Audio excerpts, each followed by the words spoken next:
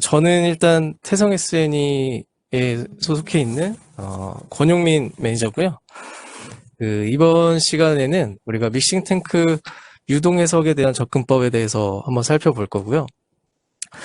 그 이후에 이제 혼합 시간에 대한 평가, 그러니까 교반 성능을 혼합 효율을 측정하는 매개 변수 중 하나죠. 블렌드 타임 시뮬레이션에 대해서 한번 살펴보도록 하겠습니다. 그래서 목차는 다음과 같습니다. 교반기에 대해서 간략하게 한번 살펴볼 거고, 그리고 교반기 내부에서 이제 발생하는 작동 유체에 대한 특성들 간단하게 한번 살펴볼 거고, 그 다음에 회전하는 임펠러가 회전하기 때문에 교반기 내에 그 임펠러 회전체에 대한 모사를 어떻게 할 건지 그런 기법적인 내용을 설명을 좀 더 중점적으로 드리도록 하겠습니다. 그 이후에 이제 혼합 시간, 블렌드 타임 시뮬레이션에 대해서 소개해 드리고 관련 예제로 설정을 어떻게 이제 하면서 세팅을 할 수 있는지 한번 살펴보는 것까지 이번 시간에 한번 같이 알아보도록 하겠습니다. 먼저 교반기 정의 및 주요 구성입니다. 여러분들 이미 잘 아실 거예요. 그래서 교반기라는 게 기본적으로 대부분의 교반기는 내부에 회전하는 임펠러가 있고, 이러한 임펠러를 통해서 기체, 액체, 구체상 혹은 각각이 이제 혼합되어져 있는 상태의 물체를 휘저어서 섞는 그런 기기를 의미를 합니다. 이때는 작동 유체나 물질 특성에 따라서 임펠러 타입들이 굉장히 다양하게 존재하고, 이러한 임펠러 타입에 따라서 교반 성능이나 특성들이 달라지게 되죠. 그래서 우리가 실제 설비를 만들어야 되는데 어떤 게 좀 더 최적화되어져 있고 좀 더 적합한가, 이런 것들을 실험을 해서 혹은 제작을 해서 이제 진행해도 되지만 이게 현실적으로 비용 문제도 있고 시간 문제도 있을 수가 있어서 죄송합니다. 비용 문제가 있을 수가 있어서 CFD를 이용하면 좀 더 빠른 시간 내에 그런 주요 요인들을 한번 체크해 볼 수가 있겠죠. 그리고 측정이 어려운 구간들, 실험을 통해서 측정하기 어려운 구간들, 이런 것들도 해석을 하고 나면 결과를 확인하는데 좀 용이할 수 있습니다. 그럼 이러한 교반기에서 이제 발생하는 물리적인 현상들을 한번 살펴보고, 이 물리적인 현상들을 알아야지만 내가 어떤 모델을 쓸 건지 이런 결정들을 하실 수가 있어요. 그래서 먼저 내부 작동 유체에 좀 더 중점을 해서 살펴보면, 교반기 내부의 작동 유체가 하나의 상으로 가득 채워져 있는 경우, 이게 제일 심플하죠. 사실은 해석하는 입장에서는. 그래서 하나의 상으로 채워져 있다 그래서 단상, 싱글 페이지라고 하고요. 또는 이제 가스나 리퀴드가 같이 혼재해져 있는 경우, 혹은 솔리드가 더 추가되어질 수도 있고, 이렇게 상이 2개 이상인 경우, 이런 경우를 우리가 멀티 페이지라고 하고 다상이라고도 합니다. 그래서 이런 상에 대해서 우리가 살펴봤을 때 단상으로 접근하는 게 해석적인 해석을 하는 사람의 입장에서는 굉장히 간편한 설정이라고 보실 수가 있어요. 아무래도 다상 모델을 사용하게 되면 좀 더 추가되는 모델들이 있기 때문에 해석 시간도 좀 더 오래 걸릴 수가 있고, 그다음에 격자의 민감도, 이런 것들도 더 많이 타고 수렴 안정성 확보하기도 좀 더 어려워집니다. 다상으로 풀게 되면. 그래서 이렇게 다상인 경우여도 사용자가 이제 회전하는 교반기 임펠러에 따라서 이런 계면이 크게 변하지 않는다 라고 했을 때에는 이 해당 영역, 리퀴드 영역만 도메인을 따로 분리하고, 가스는 모델링을 안 하는 거죠. 격자도 안 짜고. 그래서 단상으로 가정을 하고 푸는 방법도 있습니다. 다만 이제 이런 회전하는 임펠러 때문에 계면 특성의 구배가 급격하게 이렇게 구배가 심하게 발생되는 경우, 또는 이런 구배에 대한 예측이 필요로 하는 경우라고 하시면 반드시 다상 모델을 이용하셔야겠죠. 사실 이거 외에도 리퀴드 내 입자들의 거동을 분석한다든지, 혹은 기포들이 생성돼서 거동 분석이 필요하거나, 혹은 기포들끼리 서로 합쳐지거나 소멸되거나 이런 현상들이 있을 수도 있고, 또는 이런 다양한 화학종들이 있고 각각의 화학종들이 서로 결합해서 반응해서 또 새로운 화학종이 생성되는 경우 등등 뭐 캐비테이션 등 뭐 굉장히 다양한 물리적인 특성이 발생될 수 있습니다. 다만 이러한 특성들을 지금 세미나 과정 중에 다 하나하나 살펴보기에는 내용이 굉장히 방대하고 모델도 굉장히 많아서 해당 관련 내용들은 이제 기본적으로 다상 고급 교육을 좀 참고해 보시면 기본적인 회전체 모사를 하고 그 이후에 추가적인 고급 모델들을 추가해서 푸시면 되기 때문에 관련 내용을 좀 교육을 통해서 참고해 주시면 감사하겠고요. 이제 본 세미나에서는 교반기의 주요 특성 중에 하나죠. 이제 회전하는 임펠러를 어떻게 모사할 건지 요거에 대해서 좀 더 중점적으로 한번 살펴보도록 하겠습니다. 그래서 교반기에서 발생하는 현상을 이렇게 원투로 나눈 거예요. 네.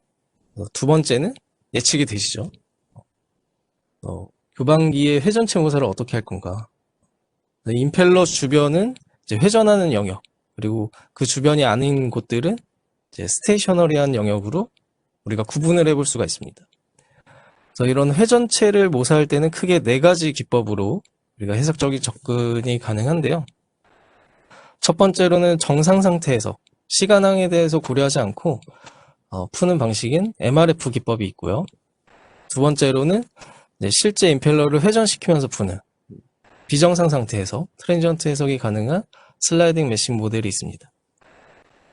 마찬가지로 트랜지언트에서 실제 임펠러를 회전시키면서 푸는 다이나믹 메시 중에 리메싱 기법을 이용하는 방식이 있고요. 마지막으로 격자를 중첩시켜서 푸는 방식인 오버셋 메시 기법이 있습니다. 그래서 크게 4가지 중에 정상 상태 해석이 가능한 거 하나, MRF 모델, 그리고 트랜지언트, 시간항을 고려해서 이제 실제 임펠러를 회전시키면서 푸는 방식 3가지가 있다고 보시면 되겠습니다. 그래서 각각에 대해서 좀 간략하게 좀 더 알아보도록 하겠습니다. 먼저 MRF입니다. MRF는 뭐 무빙 레퍼런스 프레임의 약자고요. 네. 일반적으로 가장 많이 사용하는 모델입니다. 그 이유가 제일 간단하고 그리고 정상 상태 해석이 가능하다. 그러니까 보다 빠르게 트랜지언트 해석을 하면 시간이 오래 걸리잖아요. 근데 이제 정상 상태 해석을 하면은 우리가 결과를 얻는 데까지 소요되는 시간을 굉장히 절약할 수가 있기 때문에 간편하면서도 효율적이기 때문에 가장 많이 쓰는 모델이다 라고 보시면 되겠습니다. 그래서 이렇게 회전하는 영역에서 우리가 회전에 대한 부분들을 이제 무빙 레퍼런스 프레임 이퀘이션을 추가해서 풀면은 회전체에 대한 모사가 가능합니다. 그래서 여러분들이 이거를 푸실 때 모델링 단계에서부터 회전하지 않는 영역 그리고 회전하는 영역 이렇게 2가지 그 모델 구성을 분리해서 해주셔야 되고요.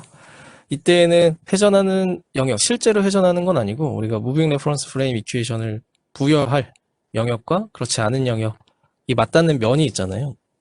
거기가 이제 인터페이스 면이라고 부르는데 해당 인터페이스에 대한 부분을 격자를 어떻게 짜느냐에 따라서 인터페이스에 대한 설정이 필요로 할 수도 있고 필요로 하지 않을 수도 있습니다. 격자를 컨포멀 격자로 짰다 또는 non 컨포멀 격자로 짰다 요거에 따라서 달라지게 되는데 이제 컨포멀 메시 같은 경우에는 인터페이스 면을 기준으로 서로 인접해져 있는 격자들 간의 노드가 서로 일치하고 서로 구속되어져 있어요. 그러니까 인터페이스 기준으로 그 아래에 있는 격자를 움직이려고 해도 인접해져 있는 격자의 노드가 구속되어져 있기 때문에 움직일 수가 없는 거죠.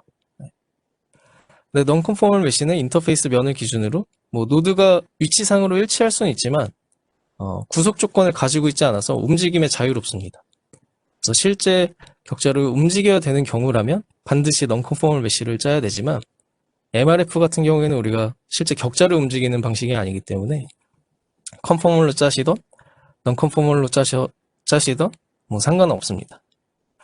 다만 이제 non-conformal로 짜게 되면은 인터페이스에 대한 추가적인 설정, 물론 설정 자체가 이제 복잡하진 않지만 그런 설정에 대한 단계가 하나 추가되는 거죠.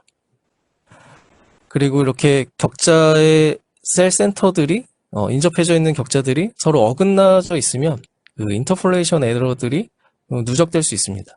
그래서 정확도가 다소 떨어질 수 있기 때문에 가능하면 이제 컨포멀로 짜시면 제일 베스트 하겠죠. 그래서 어떤 방식으로 짜셔도 무방하지만 MRF를 쓰신다 라고 하시면 컨포멀 메시 권장해 드리고, 이런 경우라면 인터페이스에 대한 별도의 추가적인 설정은 필요로 하지 않습니다.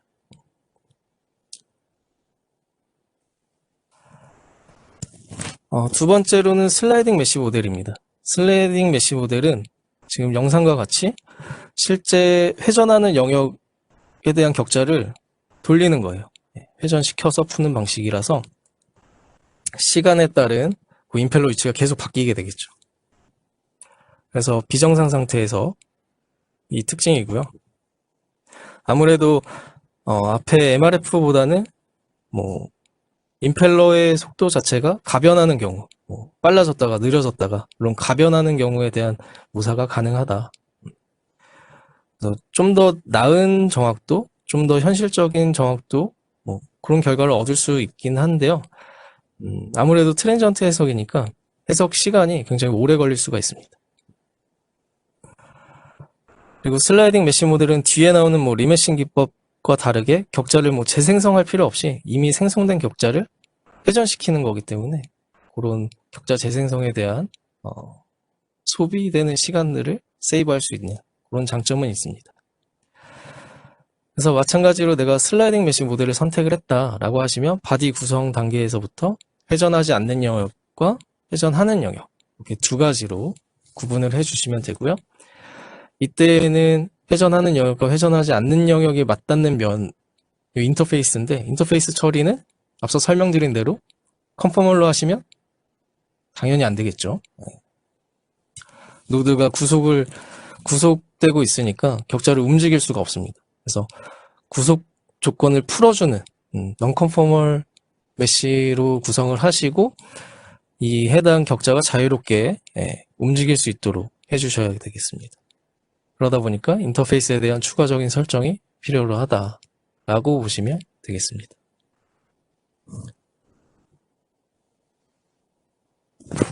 세 번째로는 그 MDM, Moving Deforming Mesh라고도 하고 다이나믹 메시라고도 하는데, 이 다이나믹 메시 기법 중에서도 리메싱 기법이라는 게 있습니다. 그래서 얘는 그 해석이 진행되면서 실제 이제 임펠러가 회전하면서 도메인에 생성되어져 있던 격자가 사용자가 지정한 품질 기준으로 해당 기준을 초과하면 격자를 재생성합니다. 거의 이제 매 타임스탬마다 격자가 재생성될 수 있다라는 거고요. 이러다 보니까 이터레이션, 그 타임스탬마다 격자를 재생성하는 데 들어가는 시간이 꽤 걸릴 수 있습니다. 그러니까 슬라이딩 메시, 앞서 설명드린 슬라이딩 메시보다 훨씬 더 오랜 해석 시간을 필요로 할 수 있게 되는 거죠. 그럼 얘에 대한 장점은 뭐냐? 얘는 그 슬라이딩 메시나 MRF에서 구현하지 못하는 운동에 대한 좀 더 확장적인 그런 영역을 모사할 수가 있습니다. 예를 들어 회전하는 영역이 서로 교차하는 경우, 중첩되어져 있는 경우, 이런 경우라면 슬라이딩 메싱으로 안 되는데, 이렇게 중첩되어져 있는 경우라면 슬라이딩 메시 안 되지만 리메싱 기법으로는 접근이 가능하고요. 이렇게 회전하면서 움직이는 임펠러, 이런 거동이 있다. 이런 것도 리메싱 기법을 이용해서 구현하실 수가 있습니다. 그러니까 앞에 MRF, 슬라이딩 메시에서 구현하지 못하는 좀 더 확장적인 운동에 대한 범위까지 커버가 가능한 거죠. 그래서 그런 장점이 있다. 마지막으로는 오버셋 메시입니다. 오버셋 메시는 우리가 중첩하는 격자 체계라고 보시면 되는데요. 이렇게 우리가 교반기 내부의 모든 영역에 격자를 쭉 짜줘요. 임펠러가 심지어 있는 위치도 격자를 짜줍니다. 그래서 일종의 백그라운드 메시라고 저희가 부르는데, 이 백그라운드 메시를 하나 짜시고 그 위에다가 임펠러 회전하는 영역에 대한 부분, 이런 격자를 추가로 중첩시키는 거예요. 그래서 이렇게 중첩된 위치에서는 같은 위치에서 최소 뭐 2개 이상의 셀이 중첩되어져 있을 수 있죠. 중첩은 2개 이상도 가능합니다. 뭐 3개, 4개 추가 쭉 가능하시고, 그 중첩시키는 격자를 컴포넌트 메시라고 부릅니다. 그래서 우리가 임펠러의 형상을 계속 바꿔야 된다라고 하면 오버셋 메시를 이용하시면 컴포넌트 메시만 계속 바꿔가면서 해석을 한번 해볼 수가 있겠죠. 다만 얘는 이제 격자를 중첩시켰기 때문에 실제 우리가 앞서 뭐 MRF, 뭐 슬라이딩 메시, 리메싱 기법에서 사용하는 격자의 수보다 훨씬 더 격자 수는 많아지게 되겠죠. 그로 인해서 좀 해석 시간이 좀 더 오래 걸릴 수는 있습니다.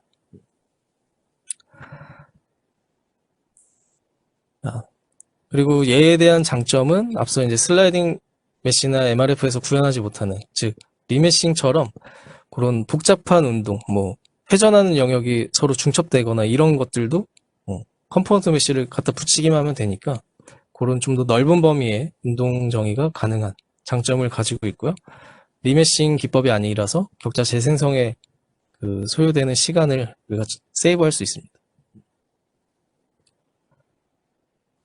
그래서 일반적인 교반기에서 우리가 회전 채무사를 어떤 기법으로 접근할 수 있는가, 이거를 간단히 알아봤어요. 그래서 크게 4가지가 있다고 말씀드렸고, 그거를 제가 간단하게 테이블로 임의로 만들어 봤습니다. 그래서 스테디 해석에 사용할 수 있는 MRF 기법, 이게 가장 많이 쓰는 회전체 모사를 위해서 가장 많이 사용하는 모델이라고 보시면 되고, 나머지 이제 트랜지언트 해석에서 사용할 수 있는 슬라이딩 메시, 리메싱, 오버셋 메시 이렇게 있습니다. 그래서 한번 요거를 살펴보시면 될 것 같고요.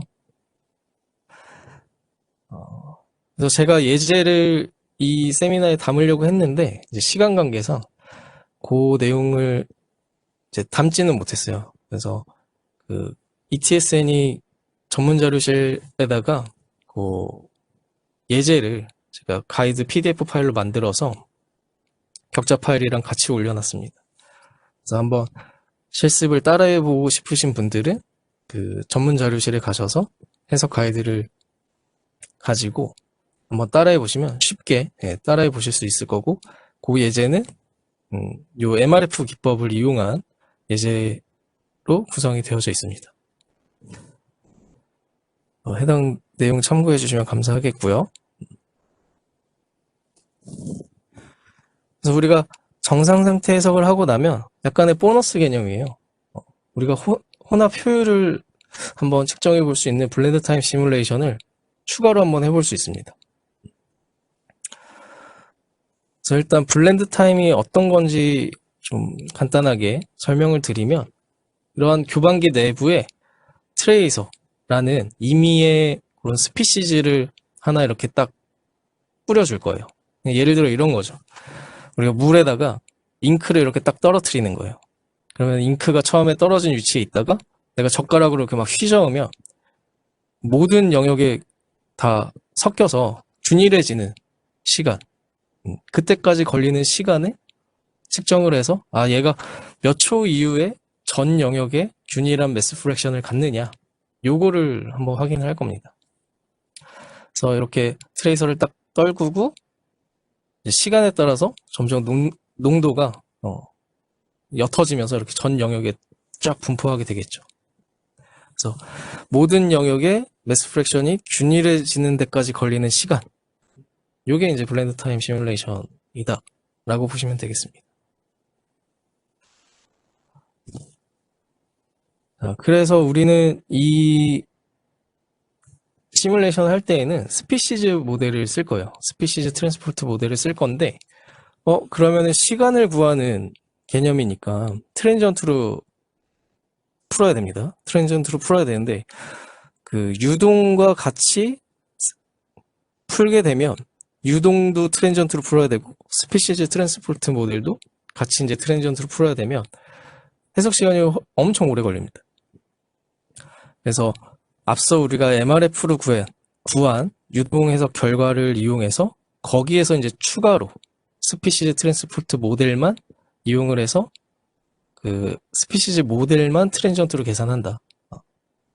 이렇게 보시면 되겠습니다.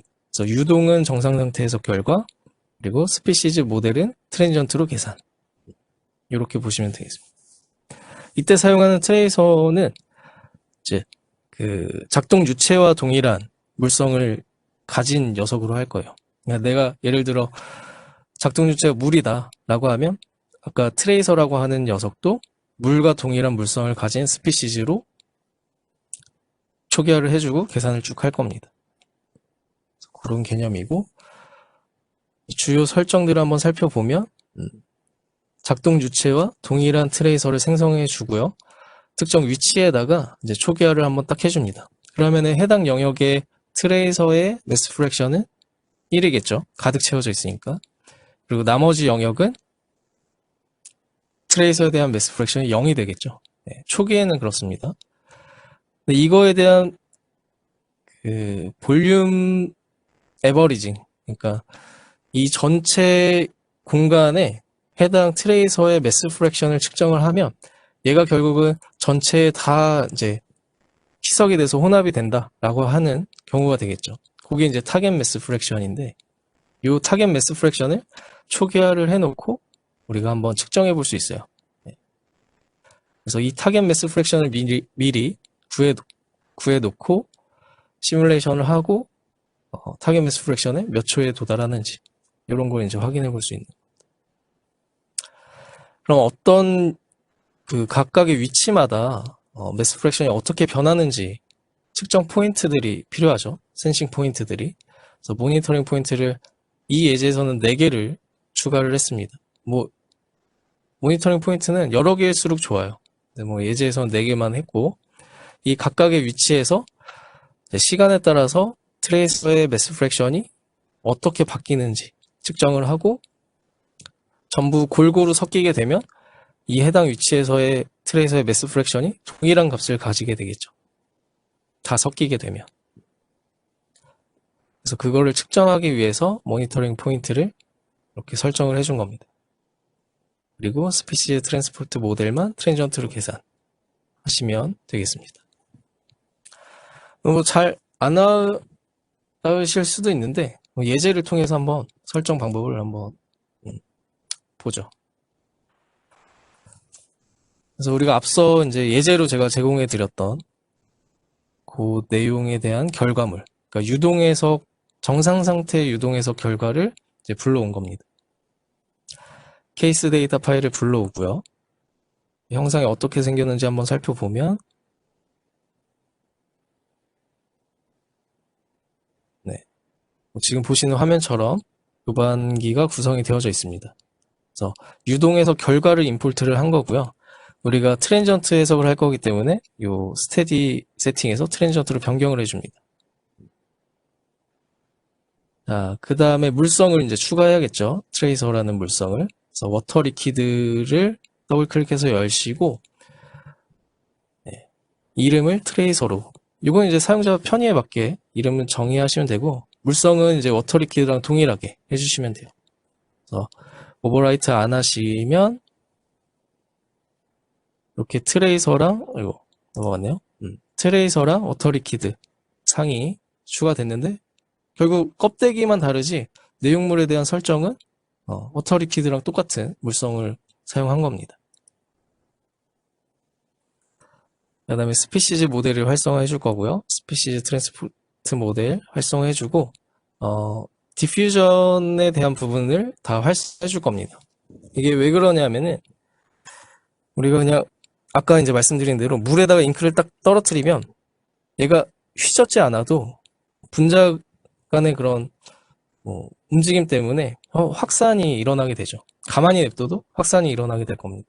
그래서 실제 유동 특성, 회전하는 유동 특성에 대해서 섞이는 게 아니고 농도 분포에 따라서 확산이 일어나기 때문에 그 부분에 대한 오차를 이제 최소화하기 위해서 관련된 이퀘이션과 관련된 부분들, 디퓨전과 관련된 이퀘이션들을 다 비활성화해주고 관계 계수들은 제일 낮은 값으로 사용을 해서 확산이 거의 모사가 안 되게끔, 그래서 확산항에 대한 부분들이 계산 결과에 영향을 거의 안 주게끔 하는 세팅을 지금 하고 있다라고 보시면 되겠습니다. 그래서 디퓨전 항목과 관련된 부분은 다 비활성화 해 놓고요. 그 다음에 믹스처 템플릿에 가서 이제 내가 요 도메인에서 사용할 스피시즈를 추가해 주시면 되겠습니다. 그래서 트레이서랑 워터 리퀴드라는 스피시즈를 사용할 거기 때문에 두 가지를 추가하고 사용하지 않을 스피시즈는 다 제거를 해주는 과정이 되겠습니다. 자, 이렇게 하면 우리가 이 해석 도메인에서 쓰는 그 화학 종은 H2O랑 트레이서 이렇게 구분을 해놓은 상태로 이제 적용이 된다라고 보시면 되겠습니다. 그리고 텐시티는 믹싱 로우로 변경을 해주시고요. 이제 각각의 화학종에 대한 개별 물성을 추적하는 방식이라고 보시면 되겠습니다. 그리고 디퓨전과 관련된 값을 엄청 낮은 값을 사용했죠. 그래서 확산이 거의 일어나지 않도록 물성 정의를 해줬습니다. 이렇게 해서 물성 정의에 대한 부분까지 진행을 한 거고요. 우리가 에너지 이퀘이션은 풀지 않을 거기 때문에 에너지 이퀘이션은 비활성화 해주도록 하겠습니다.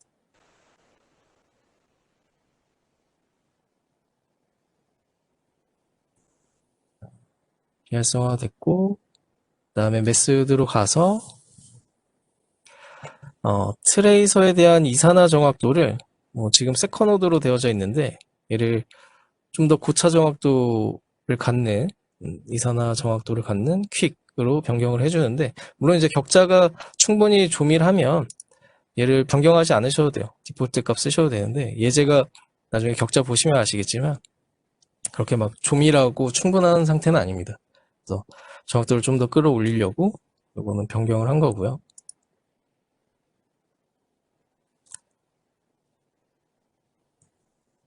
그 다음에 컨트롤에 가서 이퀘이션에 딱 가서 보시면 이렇게 플로우 이퀘이션, 터뷸런스 이퀘이션, 트레이서 이퀘이션, 트레이서가 이제 스피시즈 이퀘이션입니다. 총 세 가지가 활성화되어져 있죠.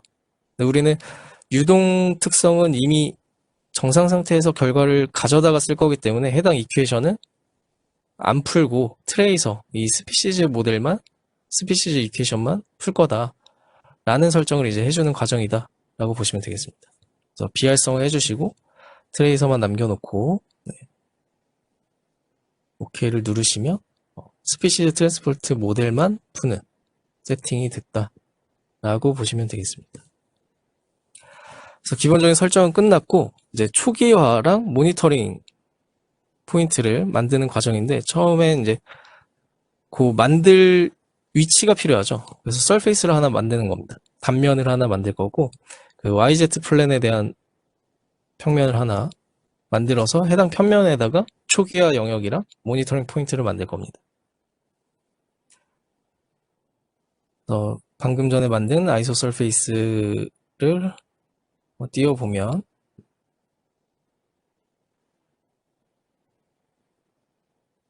다음과 같은 면이 하나 생성이 됐고요. 이 면을 이용해서 초기화할 위치와 모니터링 포인트를 만든다. 이렇게 보시면 되겠습니다.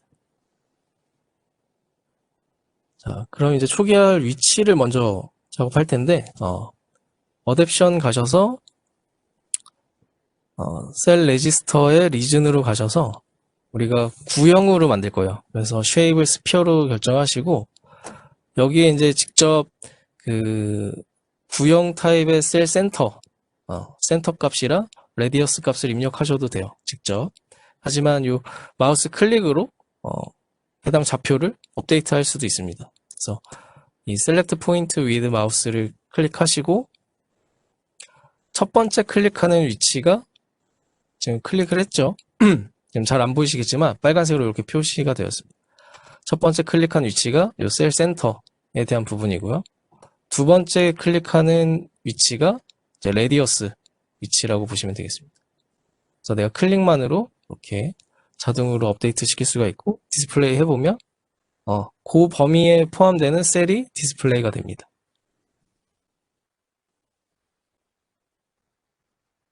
이렇게 초기화할 위치에 대한 정의를 해줬습니다. 저기다가 트레이서를 딱 초기화를 해줄 거예요. 그 다음으로는 모니터링 포인트를 설정을 해서 해당 포인트에서 시간에 따라 트레이서에 대한 매스 프랙션이 어떻게 바뀌는지 한번 살펴볼 건데요. 그 포인트 만드는 방식도 포인트 만들어서 클릭을 딱 하시면 자동으로 업데이트가 됩니다. 이런 식으로 추가적으로 포인트를 계속 클릭해서 해당 위치 지정해 주시면 자동으로 코디네이트 업데이트 되고 크리에이트 눌러서 만드시면 되고, 그 과정을 해주는 작업이고, 모니터링 포인트가 많을수록 좀 더 나중에 결과 분석할 때 좀 더 정확한 결과 분석이 가능합니다.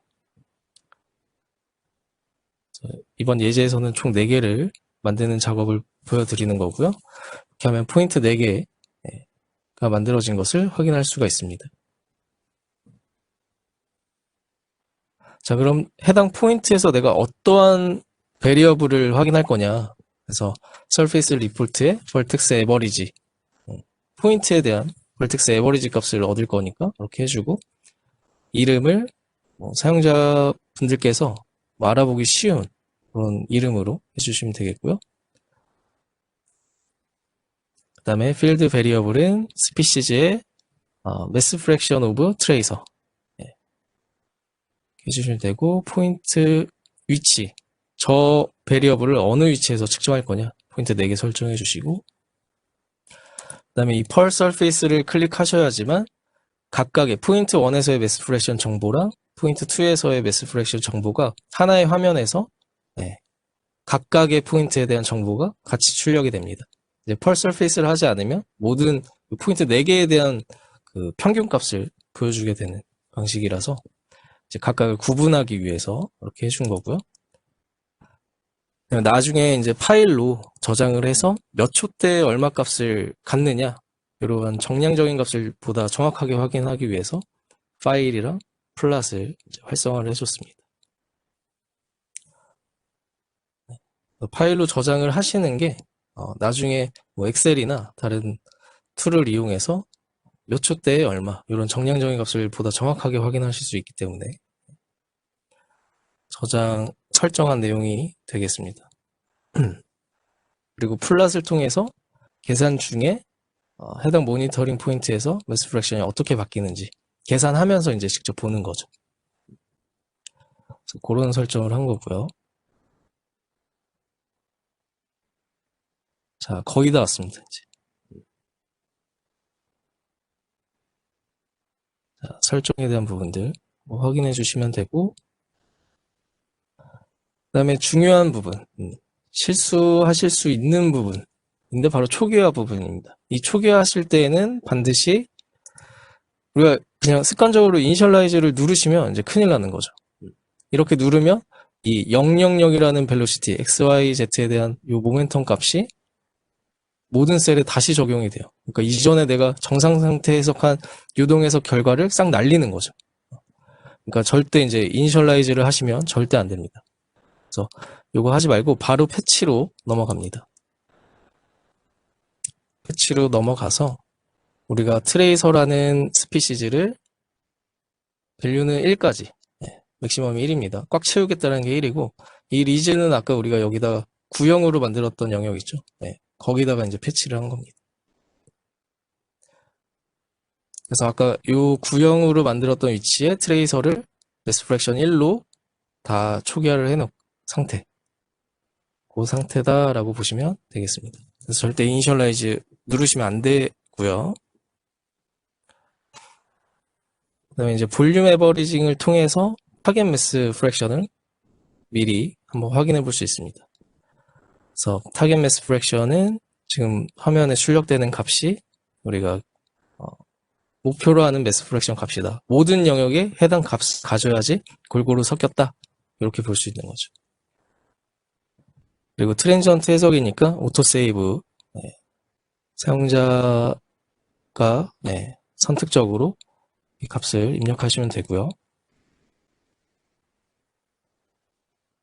그다음에 여기서는 타임스텝 사이즈를 0.01 그리고 15초까지 풀 거다라고 해서 1500 넘버 오브 타임 스텝을 1500을 입력을 했습니다. 자, 뭐 되게 열심히 세팅하고 이제 계산 돌리는 거예요. 이때부터는 결과 확인하시면 됩니다. 보시면 우리가 총 4개의 포인트를 만들었죠. 모니터링 포인트를. 그래서 시간에 따라서 매스 프랙션이 막 쭉 올라갔다가 뭐 떨어지기도 하고 뭐 이런 그 패턴을 보여주고 있어요. 그래서 이렇게 쭉 뭐 서로 뭐 편차가 심하다가 결국은 이제 균일하게 섞이는 영역에 도달하면 각 총 4구간, 4개의 모니터링 포인트의 값이 이제 동일해지는 시점이 오게 됩니다. 그래서 다시 한번 결과를 잠깐 보면 뭐 대략 한 13초 뭐 이럴 때 거의 다 균일한 값을 갖는다라고 볼 수 있는 거죠. 그래서 해당 예제에서는 예제에 설정되어져 있는 구조물, 뭐 배풀이다, 임펠러, 그리고 RPM에 대해서는 약 13초 정도 걸리면 모든 영역에 균일해지는 시간이다. 이렇게 볼 수 있는데 이건 대략적인 거잖아요. 플라만 봤을 때는. 그래서 이제 파일로 저장을 해놨으니까 파일을 한번 열어보시면 그 몇 초대에 뭐 포인트 1번에서 매스 프랙션 얼마 이런 게 이제 정량적으로 정확하게 나오니까 좀 더 정확한 후처리가 가능하다라고 보시면 되겠습니다. 그래서 정리를 한번 하면 우리가 교반기의 주된 특성인 회전체 모사 어떻게 할 거냐 요거에 대해서 알아봤고요. 뭐 크게 4가지가 있었지만 가장 많이 쓰는 방식인 정상상태 유동 해석 가능한 MRF 기법을 권장해 드리고 가장 많이 씁니다. 그래서 가능하시다라고 하시면 MRF 기법을 이용하시고 이렇게 정상상태 유동 해석을 하셨다라고 하시면 보너스로 블렌드 타임 시뮬레이션이 가능하다. 이렇게 보시면 되겠습니다. 그래서 이때에는 스피시드 트랜스 모델을 이용을 할 거고 트레이서를 만드는데 작동 주체랑 동일한 트레이서 하나 만들고 유동은 이미 풀었으니까 그대로 두고 스피시즈 모델만 트랜전트로 빠르게 계산할 수 있는 거죠. 같이 풀면 너무 오래 걸리니까 스피시즈 트랜스포트 모델만 빠르게 풀어서 혼합 성능, 혼합 시간을 확인해 볼 수가 있습니다. 그래서 영상으로 이렇게 되어져 있지만 앞서 이제 그 MRF 예제처럼 같이 세트로 제가 블렌드 타임까지 PDF 가이드를 만들어서 올려놨습니다. 그래서 혹시 참고하실 분들은 이 자료실을 통해서 한번 가이드 확인해 보시고 격자 파일도 있으니까 한번 따라해 보시면 크게 어렵지 않게 하실 수 있을 거라고 생각이 됩니다. 아까 초반에 이제 시간을 제가 좀 잡아먹어서 마이크 때문에 좀 빠르게 막 얘기를 한 것 같은데 혹시 관련해서 질문 있으시면 채팅창에다가 올려주시면 감사하겠습니다.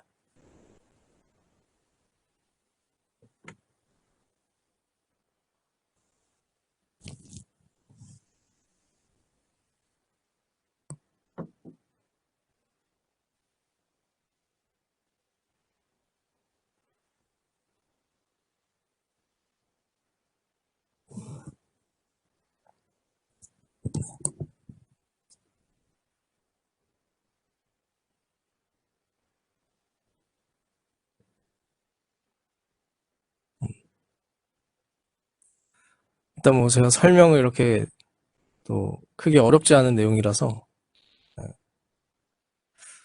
뭐 추가적인 질문은 딱히 없으신 것 같은데 지금 채팅창에 올라오는 것처럼 그 설문조사 참여하실 분들 참여하셔서 해당 링크에서 참여하시고 추첨을 통해서 이제 상품도 드린다고 해요. 그래서 참여하시면 좋은 선물이 또 가지 않을까 싶습니다. 그리고 잠시만요. 그 해당 영상은 이제 일주일 내로 다시 ETSN에 올라갈 거고요. 사실 이 내용으로 이미 9월 달에 그 테크 서밋 때 발표를 동일한 내용으로 한번 했었습니다. 추가로 그때 이제 놓치셨던 분들을 위해서 다시 이제 한 번 더 진행한 내용이 되겠습니다.